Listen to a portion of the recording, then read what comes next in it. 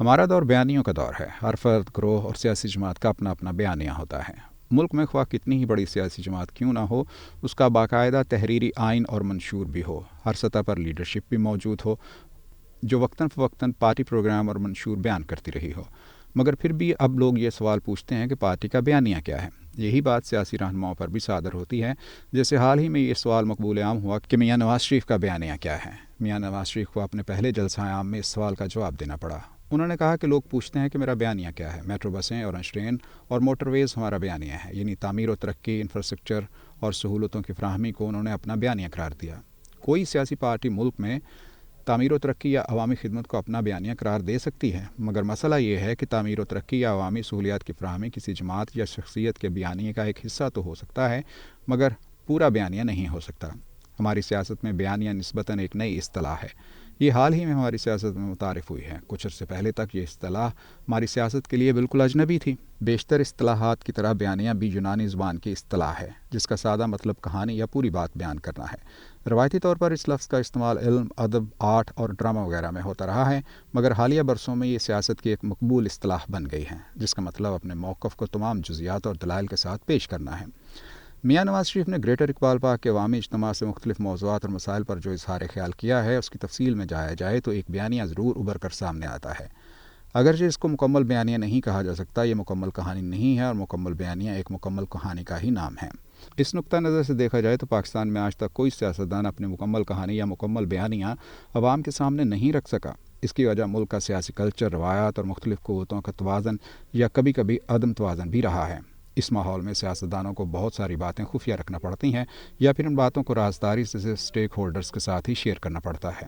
آدھا سچ بولنا پڑتا ہے۔ عوام کو تمام اہم معاملات سے آگاہ رکھنا تو ایک طرف، یہاں پارلیمنٹ جیسے اہم ترین اور آئینی اعتبار سے مقتدر ادارے کو بھی بسا اوقات اعتماد میں نہیں لیا جاتا، اور بہت سے قومی مسائل پر کھلے عام بحث اور مباحثے سے اجتناب برتا جاتا ہے۔ بہت سے اہم معاملات کو قومی راز قرار دیا جاتا ہے، لیکن وقت بدلنے کے ساتھ یہ حقیقت سامنے آتی ہے کہ ان معاملات میں قومی راز یا حساسیت والی کوئی بات نہیں تھی، بلکہ یہ ایسے معاملات تھے جن پر پارلیمان میں کھلے بحث و مباحثے کے علاوہ عوام کو اعتماد میں لینا ضروری تھا، مگر ایسا نہ ہوا۔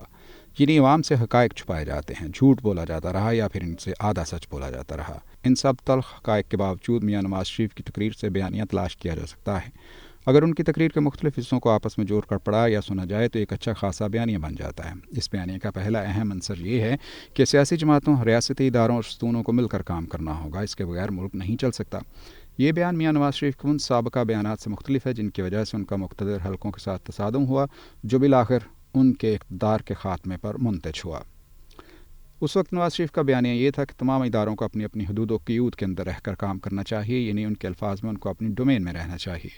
ڈومین میں رہنے کا مطلب یہ ہے کہ جس ادارے کا آئین کے اندر جو دائرہ کار متعین کیا گیا ہے وہ اس کے اندر رہتے ہوئے اپنے فرائض انجام دے، اور اس ڈومین سے باہر نکل کر سیاسی معاملات اور سیاسی فیصلہ سازی میں مداخلت نہ کرے۔ ظاہر ہے ہر ادارہ آئین کی طرف سے متعین کردہ حدود کے اندر رہ کر دوسرے اداروں سے تعاون کر سکتا ہے۔ میاں نواز شریف نے اس مرتبہ جو بیانیہ دیا ہے وہ تعاون کی درخواست تو کرتا ہے، مگر اپنی ڈومین میں رہنے کی تلقین نہیں کرتا، اور یہ سابقہ بیانیوں اور موجودہ بیانیے میں واضح فرق کی عکاسی کرتا ہے۔ اس کے لیے یہ کہنا زیادہ مناسب ہوتا کہ تمام ریاستی ادارے آئین کی حدود میں رہتے ہوئے مل جل کر کام کریں۔ انہوں نے اپنے بیانیے میں کشکول توڑنے کی بات کی، مگر اس کشکول کو توڑنے کے لیے جس روڈ میپ یا معاشی منصوبہ بندی کی ضرورت ہے اس کا ذکر نہیں کیا۔ اس روڈ میپ یا ٹھوس معاشی منصوبے کے بغیر کشکول توڑنے کی بات محض ایک خواہش رہ جاتی ہے۔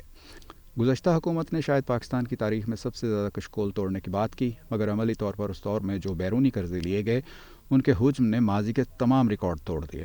دراصل گزشتہ 25 برسوں میں ہر حکومت کشکول توڑنے کا بیانیہ لے کر آتی رہی، مگر عملی طور پر ملک کے بیرونی قرضوں میں ناقابل برداشت اضافے کا موجب بنتی رہی۔ میاں نواز شریف کے بیانیے کی تیسری اہم بات یہ تھی کہ ہمیں ایک باوقار اور فعال خارجہ پالیسی بنانا ہوگی۔ اپنے ہمسایوں اور دنیا کے ساتھ بہتر تعلقات استوار کرنا ہوں گے۔ ہم اپنے ہمسایوں کے ساتھ لڑائی جاری رکھ کر دنیا کے ساتھ اچھے تعلقات نہیں بنا سکتے۔ ہمیں سب کے ساتھ اچھے تعلقات قائم کرنا ہوں گے۔ کشمیر کے حل کے لیے باوقار تدبیر سے آگے بڑھنا ہوگا۔ اگر مشرقی پاکستان مغربی پاکستان سے الگ نہ ہوتا تو آج مشرقی اور مغربی پاکستان کے درمیان معاشی راہداری بن گئی ہوتی، جس کو بھارت بھی راستہ دیتا اور پاکستان مل کر ترقی کرتا۔ لیکن ہم نے کہا کہ یہ کون لوگ ہیں مشرقی پاکستان کے رہنے والے؟ یہ تو پٹسن اگاتے ہیں، یہ تو بوجھ ہیں، اور اس بوجھ کو اتار کر زمین پر دے مارا۔ دیکھ لیں آج وہی مشرقی پاکستان ترقی میں ہم سے کہیں آگے نکل گیا ہے اور ہم پیچھے رہ گئے ہیں۔ ہمیں یہ منظور نہیں ہے۔ یہ خارجہ پالیسی پر میاں نواز شریف کا بیانیہ ہے۔ اگرچہ یہ نیا بیانیہ نہیں ہے، گزشتہ کئی برسوں سے میاں نواز شریف اپنے ہمسایوں کے ساتھ تعلقات ٹھیک کرنے اور ان کے ساتھ تجارت کرنے کی بات کرتے رہے ہیں۔ اس سلسلے میں انہوں نے کچھ عملی اقدامات بھی اٹھائے تھے۔ اٹل بہاری واجپئی اور نریندر مودی کی لاہور آمد اسی سلسلے کی کڑیاں تھیں، مگر ان اقدامات کو میاں نواز شریف کی کامیابیاں یا کارنامے قرار دینے کی بجائے ان کے خلاف استعمال کیا گیا، جس کی وجہ سے وہ ان بڑے اقدامات کے باوجود پاکستان اور بھارت کے درمیان دوستانہ تعلقات یا تجارت کے لیے راہ ہموار نہ کر سکے۔ اب میاں نواز شریف یہی بیانیہ بالکل نئے حالات میں لے کر سامنے آئے ہیں۔ دیکھنا یہ ہے کہ اس بیانیے کو لے کر برصغیر میں قیام امن، مسئلہ کشمیر کے حل یا دونوں ممالک کی باہمی تجارت کے باب میں کوئی قابل ذکر پیش رفت کر سکیں گے یا نہیں۔